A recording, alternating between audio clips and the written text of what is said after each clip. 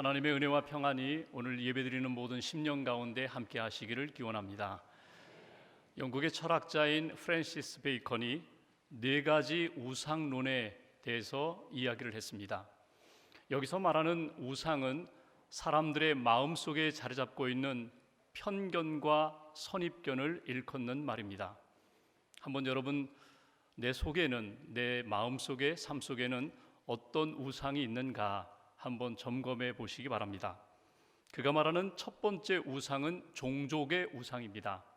사람으로 태어나서 사람으로 살아가면서 자기의 입장, 자기의 관점을 가지고 모든 것들을 바라본다는 것입니다.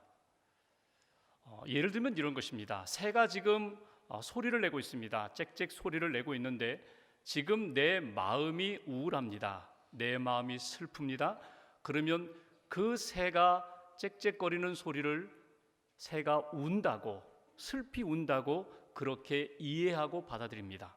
내 마음이 기쁩니다. 즐겁습니다. 그러면 그 새의 소리를 새가 아주 아름답게 노래한다고 그렇게 듣고 그렇게 이해한다는 것입니다.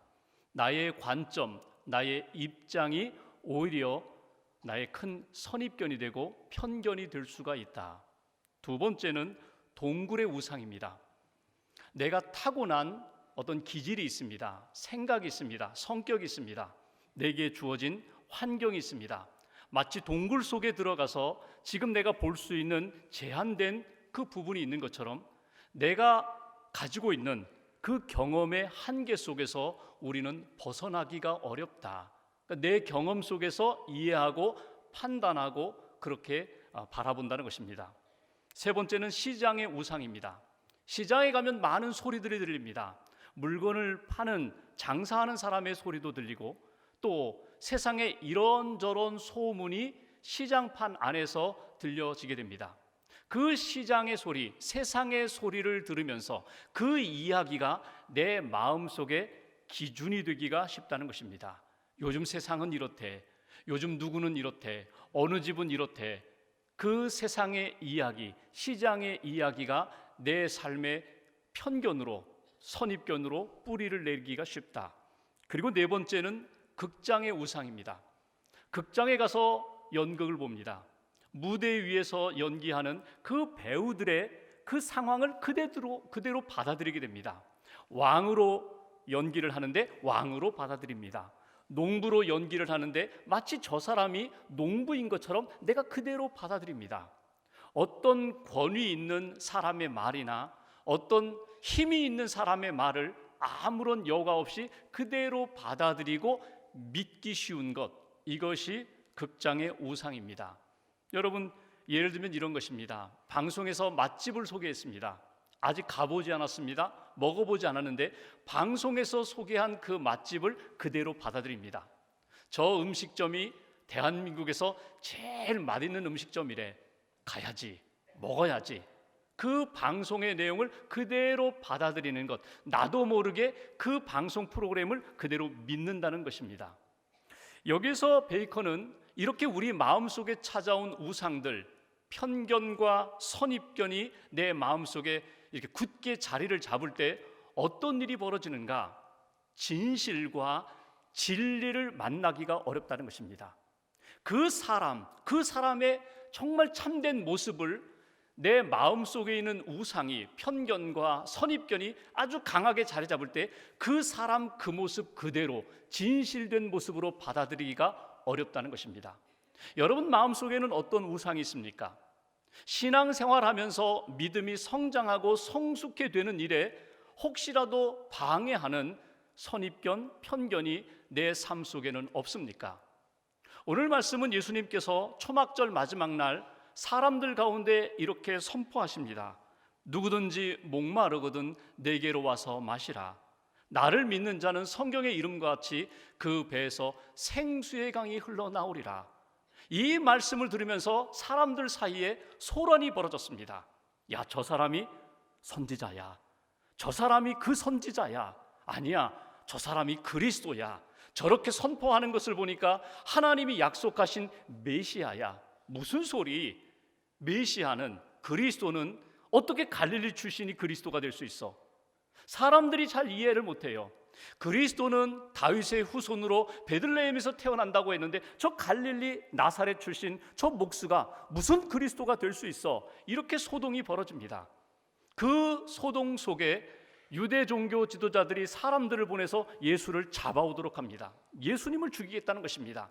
안식일에 병든 자를 고친, 안식일을 범한 저 사람을 잡아서 죽이는 것이 하나님의 뜻이라고 그렇게 믿는 유대 종교 지도자들이 예수님을 잡아오는 그런 상황이 오늘 본문의 배경입니다. 오늘 본문 속에 세 부류의 사람이 등장합니다. 예수님을 거부하는 사람들, 예수님을 미워하고 예수님을 죽이려고 하는 유대 종교 지도자들, 또 한 부류의 사람들이 나옵니다. 예수님을 점점 알아가는 사람들, 예수님을 붙잡으러 갔던 하인들, 여기 아랫사람들, 그리고 예수님을 변호하는 니고데모, 이 세 부류의 사람들의 오늘 대화 속에서 그들의 입장과 그들의 태도 속에서 하나님이 우리에게 주시는 분명한 메시지가 있습니다. 첫 번째로 45절 말씀을 한번 보겠습니다. 45절 한 절을 같이 봉독합니다. 아래 사람들이 대제사장들과 바리새인들에게로 오니 그들이 묻되 어찌하여 잡아오지 아니하였느냐. 오늘 유대 종교 지도자들, 대제사장들, 바리새인들이 아랫사람들을 보내서 예수를 잡아오라고 했습니다. 예수를 잡아오라, 예수를 죽이겠다는 것입니다. 여기 예수님을 거부하고 예수님을 미워하고 예수님을 죽이고자 하는 사람들의 모습을 보면서 우리에게 주시는 첫 번째 메시지가 있습니다. 왜 그들은 예수님을 거부할까? 왜 그들은 예수님을 미워할까? 아니, 우리 가운데 보면은 예수님을 미워하는 사람, 거부하는 사람, 예수님을 대적하는 사람들, 어찌 보면 그 속에 내가 있는지도 몰라요. 왜 그들은 예수님을 미워할까? 이 주제가 오늘 본문을 통하여 우리가 첫 번째로 붙들어야 할 메시지입니다.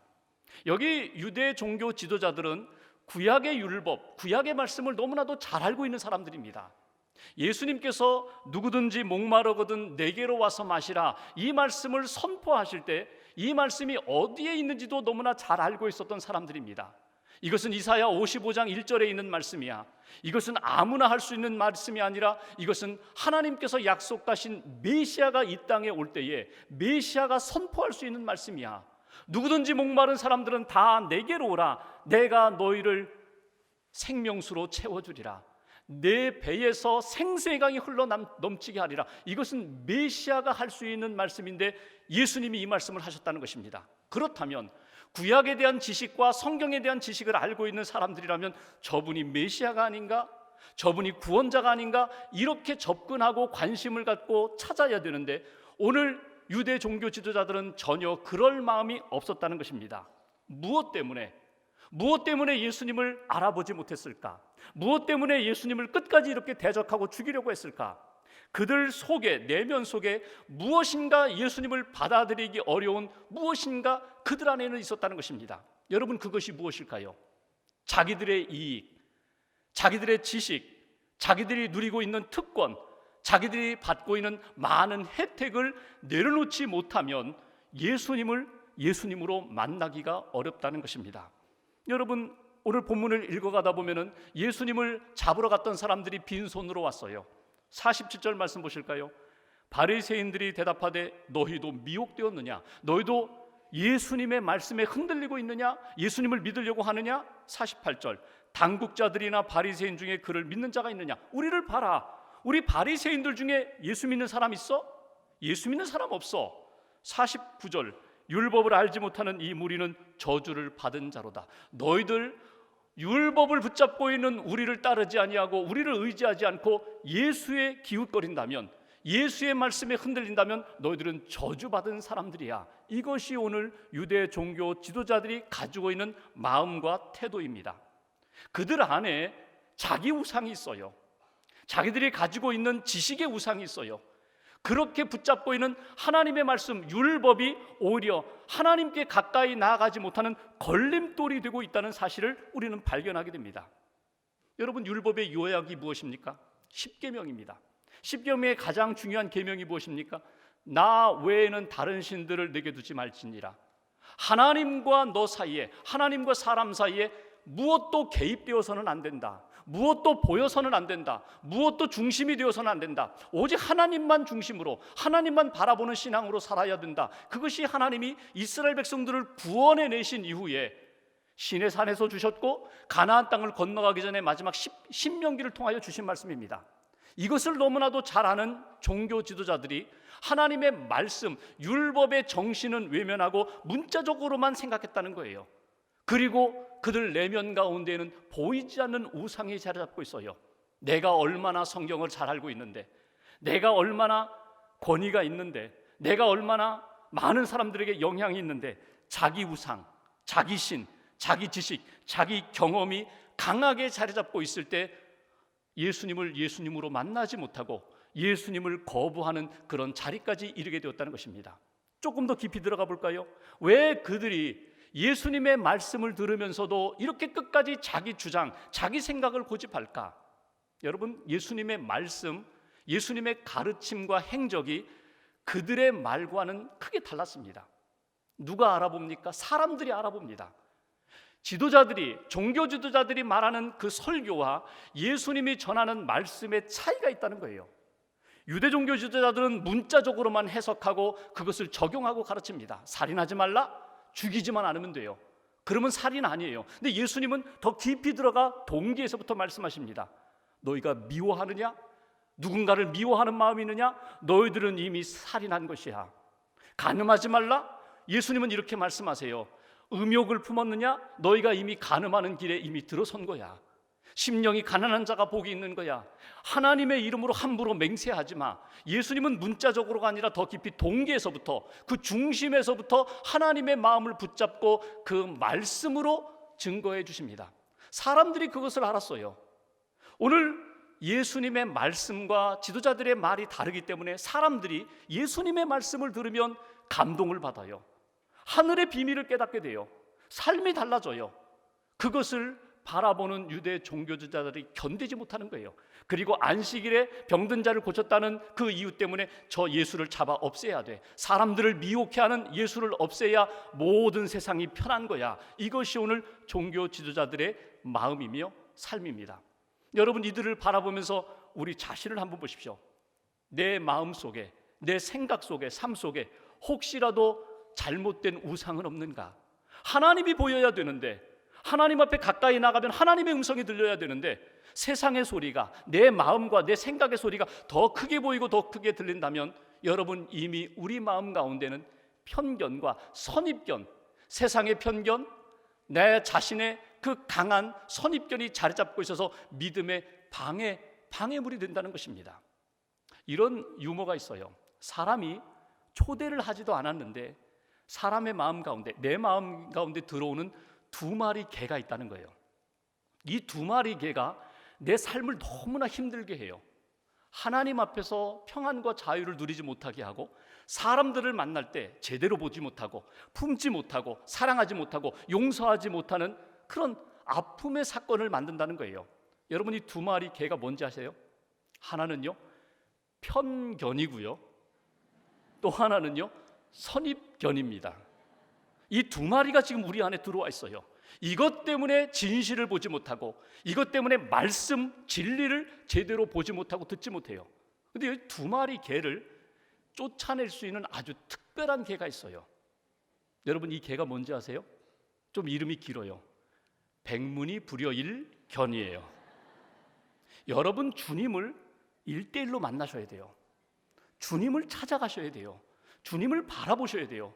주님을 경험하시면서 주님이 내 안에, 내가 주님 안에 분명히 영적인 관계가 형성이 되면 내 안에 있는 편견도 선입견도 사라지게 됩니다. 오늘 첫 번째 주시는 메시지가 있어요. 예수님을 그렇게 거부하고 미워하고 잡아주기려고 했던 그 종교 지도자들의 모습을 보면서 혹시라도 내 마음속에, 내 신앙 가운데 그런 편견과 선입견은 없는가? 우상이 하나님을 섬기는 데 있어서 걸림돌이 되는 그런 우상이 내 삶 속에는 없는가 꼭 점검하는 그런 은혜가 있기를 주님의 이름으로 기원합니다. 두 번째 주시는 메시지 46절 말씀 보실까요? 46절 한 절을 같이 봉독하겠습니다. 아랫 사람들이 대답하되 그 사람이 말하는 것처럼 말한 사람은 이때까지 없었나이다 하니. 아멘. 여기 아랫사람은 누굴까요? 그냥 종이다, 하인이다 이렇게도 이해할 수 있지만 여기 아랫사람은 성전을 경비하는 사람들입니다. 성전을 지키는 사람들입니다. 이 사람들은 이스라엘 12지파 가운데 레위 지파에 속한 사람들입니다. 이 사람들은 제사장이 될 수도 있었던 사람들입니다. 그런데 제사장이 되지 못했어요. 이 아랫사람들은 성경에 대한 지식도 있을 뿐만 아니라 그 성전 안에서 늘 전해지는 그 제사장들의 말씀을 늘 귀 기울여 들을 수 있는 사람들입니다. 성경적 지식이 있는 사람들. 그런데 어느 날 가서 예수를 잡아오라고 명령합니다. 예수를 잡으러 갔어요. 갔다가 그냥 돌아옵니다. 왜 돌아왔을까요? 예수님의 말씀이 지금까지 들어본 그 어떤 사람의 말보다 달랐다는 거예요. 종교 지도자들이 전해주는 하나님의 말씀과는 달랐다는 거예요. 그래서 돌아왔어요. 예수님을 잡으러 갔다가 오히려 예수님의 말씀에 붙잡혀서 그냥 돌아온 사람들. 여러분, 이 사람들을 보면서 우리에게 주시는 두 번째 메시지가 있어요. 어떻게 예수님을 알아갈 수 있을까? 오늘 아랫사람들이 어떻게 예수님을 알아갔고 오늘 우리가 어떻게 하면 예수님을 더 깊이 알아가면서 체험할 수 있을까? 여기 주목할 것은 그들이 예수님의 말씀을 들었다는 것입니다. 여러분, 예수님의 말씀을 들었다는 것이 너무나 중요한 사건입니다. 예수님의 말씀을 들으면 그 말씀이 빛이 되고 생명이 되고 치유가 되고 능력이 됩니다. 여러분 믿으시죠? 하나님의 말씀에 힘이 있는 거 믿으시죠? 생명이 있는 거 믿으시죠? 말씀을 들으면 어두웠던 내 마음이 밝아집니다. 말씀을 들으면 정말 기력이 다 쇠하였던 시들었던 우리의 영혼과 몸과 삶이 다시 한번 생기를 회복하게 됩니다. 말씀을 통하여 치유를 받고 말씀을 통하여 평안을 얻습니다. 그런데 여러분, 말씀의 능력이 어디까지 이르는지 아세요? 내가 좋아하는 것, 내가 원하는 것만 채워주시는 말씀이 아니라 때로는 내가 원하지 않는 그것까지도 그 말씀이 역사하세요. 빛으로 다가오실 때 내가 정말 감추고 싶은 허물, 내가 감추고 싶은 그런 죄까지도 그 말씀이 다 환하게 다 비춰주십니다. 부끄럽게 만드십니다. 우리로 하여금 하나님 앞에서 정말 죄인됨을 인정하지 않을 수 없는 그런 자리까지 말씀이 우리에게 다가오신다는 거예요. 말씀이 우리 안에 다가오면 어떤 역사가 나타나세요? 자꾸 찔러요. 자꾸 찔러요. 너 왜 그러니? 너 왜 그러니? 너 왜 자꾸 벗어나니? 그렇게 말씀이 우리를 찔러서 제자리로 돌아오도록 말씀이 우리를 이끌어 가신다는 거예요. 지난번에 한번 소개했던 팬인가 제자인가라는 책을 쓰신 카일 아이들먼 목사님이 그 책에서 자기 간증을 하나 이야기합니다. 이분 교회에 편지가 한 통 왔어요. 그 교회 성도님이 보낸 편지입니다. 목사님에게, 목사님, 저 교인 등록 명부에서 저를 좀 빼주세요. 그리고 이유를 답니다. 카일 목사님의 설교가 제 마음에 들지 않습니다. 목사 설교가 마음에 들지 않아서 이 교회를 떠나겠으니 명부에서 빼달라는 거예요. 이 편지를 받고 충격을 받았습니다. 힘들었어요. 아니, 내가 무슨 설교를 잘못했나? 내가 어떤 내용을 전했기에 그분이 상처를 받았나? 고민하다가 그분에게 전화를 겁니다. 편지를 주셨죠. 제가 편지를 받고 고민하다가 전화를 드립니다. 그러면서 어디에서 어떤 부분에서 상처가 되셨느냐고, 제 설교가 싫어서 떠난다고 하셨는데 그 이유가 뭔지 좀 알고 싶다고 말씀해달라고. 한동안 침묵의 시간이 흐른 다음에 이분이 이렇게 전화에 대고 이야기하는 겁니다. 목사님 설교가 제 삶을 뒤흔드는 것 같은 그런 기분을 느낀다는 거예요. 목사님의 설교가 늘 내 마음을, 내 삶을 찔러서 참 견디기가 어려워 제가 떠나고자 합니다. 그런데 여러분, 그 카일 목사님이 그 소리를 들으면서, 그분의 말씀을 들으면서 감사했다는 거예요. 안도의 한숨을 쉬었다는 거예요. 이야, 그분이 목사의 설교를 들은 것이 아니라, 사람의 말을 들은 것이 아니라 하나님의 음성을 들었구나. 하나님의 음성을 들었으니까 제대로 된 거지. 물론 그 다음에 그분이 어떤 결과를 낳는지 그 책에는 나오지 않아요. 근데 여러분, 여기서 주목할 것이 있습니다. 그건 뭐냐면, 우리가 설교를 들어도, 예배를 드려도, 말씀을 읽어도, 말씀을 들어도 사람의 말로 들으면 잠깐 좋았다가 사라집니다. 기뻤다가 시들어집니다. 하나님의 음성으로 들으면 달라집니다. 하나님의 음성을 들으면, 예수님의 말씀을 들으면 오늘 아랫사람들의 삶이 달라진 것처럼 저와 여러분들의 삶이 분명히 달라진다는 거예요. 오늘부터 저희 교회에서 90일 성경 통독하시는 거 아시죠? 저도 등록을 했어요. 게을러질까 봐. 그거라도 등록해서 야 목사, 심성수 목사도 야 성경 통독하고 있대. 저 자신에게 어떤 자극을 주기 위해서. 여러분, 하나님의 말씀을 읽을 때 이번에도 성경 통독 한 번 더 하는 거야. 여러분, 이런 자세가 아닙니다. 이번에 하나님의 말씀을 읽으면서 오늘 내게 주시는 하나님의 음성을 내가 들을 거야. 오늘 내게 있는 문제에 대하여 하나님이 말씀하시는 답을 얻을 거야. 하나님이 내게 주시는 생명의 말씀을 통하여 내 영혼과 삶이 살아날 거야. 제가 아는 어느 집사님이 계세요. 경찰 공무원으로 평생을 사신 분인데 이분이 서울에서 근무를 하다가 어느 날 갑자기 지방으로 발령을 받았어요. 좌천됐어요. 저기 시골에, 지방 시골에 지서에서 근무를 하게 됐습니다. 가족을 서울에 두고 본인 혼자 지방에 내려갔어요. 내려가면서 막 화가 났어요. 어떤 놈이 찔러가지고 나를 좌천시켰는가. 그런데 집사니까 자기가 그래 이번에 가서 뭐 한가하니까 시골에서 성경이나 읽자. 성경이나 한번 읽어보자. 통독 한번 해보자. 그래서 창세기부터 성경을 읽기 시작합니다. 그러면서 하나님 앞에 던진 질문은 이것입니다. 하나님, 왜 내가 이렇게 쫓겨나야 합니까? 왜 내게 이렇게 시련을 주셨습니까? 이걸 가지고 질문하면서 성경을 읽기 시작했는데 성경을 통독해 나가면서 하나님이 내가 너 사랑한다. 내가 너 버리지 않았다. 내가 너 기억한다. 내가 너 붙들리라. 이 말씀을 계속 주시는 거예요. 이분이 은혜를 받았어요. 성경 통독하면서 은혜를 받았어요. 그리고 성경 통독에서 요한계시록을 마쳤는데 그분의 간증입니다. 요한계시록을 마치고 며칠 지나지 않았는데 4개월 만에 다시금 서울로 올라오라는 거예요. 그때 좀 잘못된 것이 있었다. 다시 올라오라. 이분이 평생 그런 마음을 가지고 살아가십니다. 나는 1년에 한 번 성경을 통독하리라. 성경을 통독하면서 하나님이 내게 주시는 음성을 들으리라. 여러분, 저와 여러분들의 삶 가운데 누구누구를 통해서 들어오는 하나님의 음성이 아니라 말씀을 읽으면서 말씀을 들으면서 말씀 속에서 나를 기다리시는 주님을 만나는 그런 은혜가 있기를 주님의 이름으로 기원합니다. 분명히 가지고 계세요. 하나님이 내게 전해주고 싶은 하나님의 마음이 담겨있는 말씀이 분명히 있어요. 그 말씀을 여러분 만나는 은혜가 있기를 주님의 이름으로 기원합니다. 마지막 한 가지 50절 51절 말씀 보십시오. 50절 51절 두 절 같이 봉독합니다. 그 중에 한 사람 곧 전에 예수께 왔던 니고데모가 그들에게 말하되 우리 율법은 사람의 말을 듣고 그 행한 것을 알기 전에 심판하느냐. 아멘. 여기 지금 니고데모가 바리새인들이, 종교 지도자들이 야 우리 주변에 있는 사람 가운데, 우리 바리새인들 당국자들과 종교 지도자들 가운데 예수 따르는 사람 있으면 나와보라 그래. 아무도 없어. 율법을 제대로 아는 사람이라면 예수 따라가지 않아. 그런 상황인데 오늘 니고데모가 쉽게 얘기하면요, 여기요, 접니다. 손드는 상황이에요. 여러분, 니고데모가 누구입니까? 니고데모는 요한복음 3장에 예수님께 밤중에 찾아왔던 사람입니다. 니고데모는 여러분 아시는 것처럼 바리새인입니다. 산헤드린 공의회 회원 72명 가운데 한 명, 국회의원입니다. 지식이 있어요. 권력도 있어요. 권위도 있어요. 사람들로부터 존경도 받는 사람이에요. 그런데 한 가지 문제가 해결이 안 돼요. 영생의 문제, 영적인 문제가 해결이 안 돼요. 그 많은 지식이 있음에도 불구하고 내 영혼은 구원받는 거 맞나?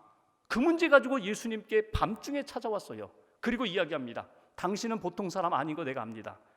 하나님께서 보내지 않았다면 이런 일들, 이런 말을 할 수가 없습니다. 내가 어떻게 하면 영생을 얻을 수 있겠습니까? 예수님이 말씀하시죠. 거듭나야 된다. 아니 그러면 내가 어머니 뱃속에 다시금 들어갔다 나와야 합니까? 이 어리석은 사람아, 물과 성령으로 다시금 거듭나는 거야.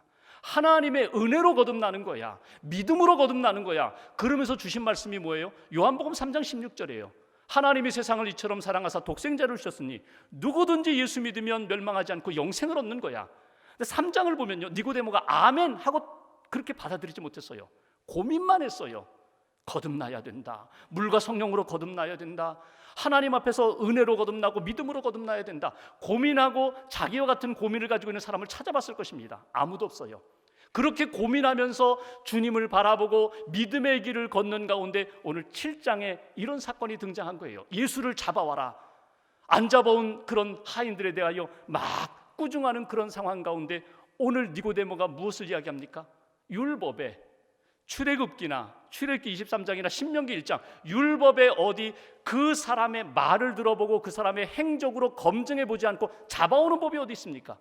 율법 가지고 심판하려고 하는데 율법에 어디 그런 법이 있습니까? 그러니까 오늘 그 사람들이 니고데모에 대해서 뭐라고 이야기합니까? 52절 말씀 보십시오. 52절 한 절을 같이 봉독합니다. 그들이 대답하여 이르되 너도 갈릴리에서 왔느냐? 찾아보라. 갈릴리에서는 선지자가 나지 못하느니라 하였더라. 아멘. 니고데모, 이렇게 예수님을 변호하는 니고데모를 향하여 오늘 종교 지도자들이 이렇게 조롱하는 거예요. 너도 갈릴리에서 왔느냐? 너도 갈릴리 출신이야? 여러분 이 말이 뭔지 아세요? 여러분 니고데모는 갈릴리 출신 아니에요. 그런데 너도 갈릴리에서 왔느냐? 이 얘기는 너도 예수와 같은 무리야? 너도 촌놈이야? 그 무식하고 천박하고 힘만 세고 뒤처진 유행에 뒤떨어진 예수 따라가는 너도 그 사람이야? 오늘 이것이 니고데모가 받았던 조롱입니다. 여기서 우리가 세 번째 중요한 메시지를 붙잡게 됩니다. 예수님을 따르는 게 뭐예요? 믿음을 갖는다는 게 무엇입니까? 세상의 어떤 조롱과 어떤 멸시 가운데서도 겸손히 다 받아들이면서 믿음으로 주님과 함께 걸어가는 것, 믿음으로 주님을 따라가는 것, 이것이 니고데모가 선택한 길이고 오늘 모든 믿음의 사람들이 걸어가야 할 길이라고.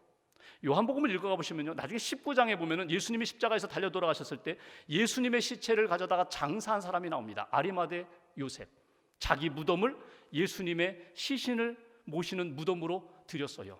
근데 아리마대 요셉과 함께 예수님의 시체를 가져간 사람이 누군가 하면 니고데모입니다. 니고데모가 자기가 준비한 모략과 침향, 다시 말하면 방부제 100근을 가져다가 예수님의 시신을 바르는 사건이 요한복음 19장에 나와요. 다 드러나는 겁니다. 니고데모 그는 예수당 맞아, 니고데모 그는 예수쟁이 맞아, 예수의 제자 맞아, 자신의 어떤 희생을 감수하고 다 드러내면서 나는 예수쟁이야, 나는 예수 믿는 사람이야. 여러분 오늘과 한 주간 동안 분명히 이런 일들이 있을 거예요. 세상 속에 살면서, 가정에서 살면서, 교회에서 신앙생활하면서 너 교회 다녀? 너 예수 믿어? 너 집사야? 너 권사야? 너 장로야? 너 목사야? 분명히 이런 질문을 받을 때가 있어요. 니고데모가 받았던 것처럼. 그때 맞습니다. 저 크리스찬입니다. 저 예수 믿는 사람 맞습니다. 저 하나님을 믿고 말씀으로 사는 사람 맞습니다. 이렇게 담대하게 예수로 말할 수 있는 하나님의 사람들 되시기를 주의 이름으로 축원합니다. 여러분 조롱받는 것 당연한 것입니다. 멸시받는 것 당연한 것입니다. 그런데 우리를 조롱하는 사람들이 여러분 우리가 가지고 있는 진짜를 발견하게 되면은요, 오히려 우리의 믿음 생활을 통하여 그들에게 선한 복음의 영향력이 나타나는 거예요. 선교 초기에 우리 조선시대 때 선교사님들이 와서 복음을 전하고 예수님을 믿었던 우리 할아버지, 할머니 그분들이 받았던 별명 뭔지 아시죠? 예수쟁이, 예수에 미친 사람, 예수에 미친 사람, 예수쟁이, 예수밖에 모르는 사람. 또 하나 검둥개라는 말 들어보셨어요? 우리는 백의민족, 그들 하얀 옷을 입고 살아갑니다. 근데 선교사들이 보니까 하얀 옷을 입고 사는 건 좋은데 일하면 흙이 묻잖아요. 때가 타잖아요. 그러니까 선교사님들이 이렇게 얘기해. 교회 오실 때 하얀 옷 굳이 안 입고 오셔도 돼요. 그냥 검은 옷 입고 오셔도 돼요. 와서 검은 옷 입고 예배 드리시고 봉사하고 그렇게 섬기셔도 됩니다. 그래서 교회 오는 사람들이 검은 옷도 입고 오고 선교사들도 검은 옷 입고 다니니까 사람들이 검둥개 저 검은 옷 입고 다니는 사람들. 또 이런 표현도 있어요. 입술만 그냥 말쟁이 그냥 입만 살아서. 근데 여러분 잘 생각해 보십시오. 말만 잘하는 사람이 아니라 분명한 기준을 가지고 예스 해야 될 때 예스를 말하고 노 해야 될 때 노를 말하는 사람이라면 그 사람은 힘 있는 사람입니다. 진리 가운데 있는 사람들입니다. 우리 초대교회, 한국 초대교회 믿음의 선조들이 그렇게 살았다는 거예요. 오늘 우리가 신앙생활하면서 세상 사람으로부터 조롱을 받을 수도 있어요. 저 교회밖에 모르고 예수밖에 모르고 믿음만 가지고 살아가는 사람. 근데 여러분 그게 힘인 거 여러분 놓치지 마세요. 하나님이 정말 원하시는 것이 무엇인지 여러분 놓치지 마세요. 리 스트로벨이라는 분이 있습니다. 이분은 시카고 트리뷴 신문사의 기자입니다. 아주 우수한 기자입니다. 무신론자예요. 결혼을 하는데 무신론 여인과 결혼해서 무신론의 가정을 이루었어요. 그리고 세상의 행복을 추구하면서 살아갑니다. 그러던 어느 날 가정에 위기가 찾아왔어요. 그 아내가, 무신론자인 아내가 교회를 다니기 시작하는 거예요. 이게 무슨 일인가? 아니, 교회를 다녀? 그러더니 예수를 믿겠다는 거예요. 예수를 믿으면서 자기 보고도 교회 가자는 거예요. 그분 생각에 이거 우리 가정에 큰 위기가 왔다. 이거 어떻게 해야지? 그리고 사람들하고 이렇게 물어보고 알아보니까 예수를 믿지 못하게 하는 몇 가지 방법이 있다. 그리고 나름대로 생각하고 기자답게 치밀하게 연구해 보니까 그래, 기독교 신앙의 가장 중요한 것이 예수가 부활했다고 하는데 예수 부활의 사실만 거짓이라고 증명하면 다 끝나는 것 아니야? 기독교 끝나고 내 안에 다시금 돌아오게 만들 수 있는 것 아니야? 그래서 이분이 연구하는 거예요. 사람들을 찾아가고 책을 보고 신앙서적을 보고 성경을 읽으면서 예수 부활의 허구성, 예수 부활의 거짓됨을 나름대로 증명하고자 노력합니다. 그리고 이런 결론을 내립니다. 이 세상의 어떤 역사적 사건보다 예수의 부활 사건, 그것만큼 역사적이고 사실적인 것은 없다. 예수 부활의 거짓을 증명하려고 하다가 오히려 성경을 읽고 주님을 만나면서 예수 부활만큼 진짜 사실은 없다. 오히려 본인이 예수님을 믿게 됐어요. 시카고 윌로크릭 교회 같이 등록하고요. 신앙생활하다 이분이 목사가 됩니다. 설교 목사가 돼요. 예수 그리스도를 거부하고 대적하던 사람이 오히려 변해서 예수 그리스도를 증거하는 설교자가 되었다는 거예요. 여러분, 오늘 말씀을 마무리하면서 우리 안에, 내 안에 어떤 편견과 선입견이 우상으로 자리잡고 하나님 앞에 걸림돌이 되고 있는가?